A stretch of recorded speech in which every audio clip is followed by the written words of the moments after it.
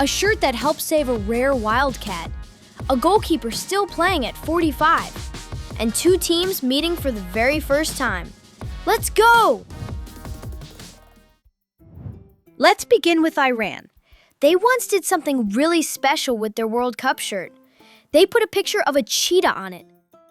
But not just any cheetah, it was the Asiatic cheetah, one of the rarest animals in the whole world, with only a few dozen left in the wild.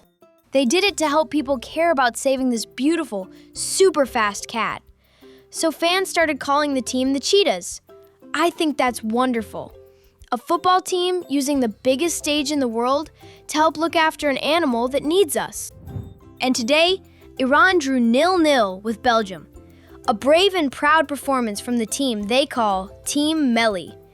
Their goalkeeper made save after save to keep Belgium out. A wonderful day for Iran. Belgium has one of the most gifted groups of players the game has ever seen. They're even called the Golden Generation. At the 2018 World Cup, they finished 3rd, their best ever. And on the way, they beat the mighty Brazil. Now their leader, Kevin De Bruyne, one of the cleverest passers in the world, is back for what is almost certainly his very last World Cup.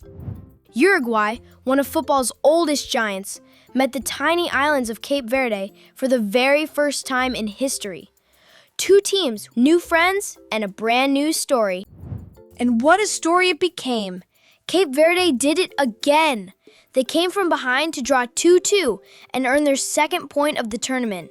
The little islands are writing a real fairy tale. Uruguay are so proud and fierce, they have a name for their fighting spirit, the Garra Charrua. Their goalkeeper, Fernando Muslera, even came out of retirement to play in his 5th World Cup. And Cape Verde have a lovely secret. More of their people live overseas than on the islands themselves. And that's where many of their players first learned the game.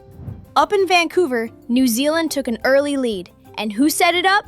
The legend himself, Tim Payne, with a perfect corner that Sermon headed home. But Egypt came roaring back. Their superstar Mohamed Salah scored as Egypt won 3-1, their first ever victory at this World Cup. What a comeback!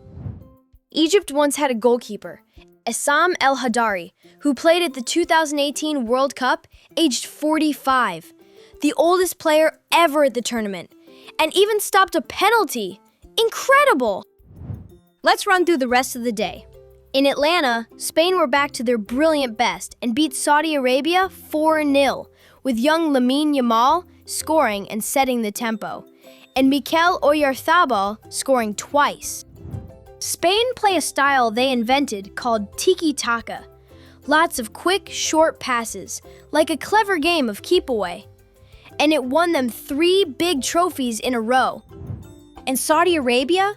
Football wasn't even allowed in their country until 1951.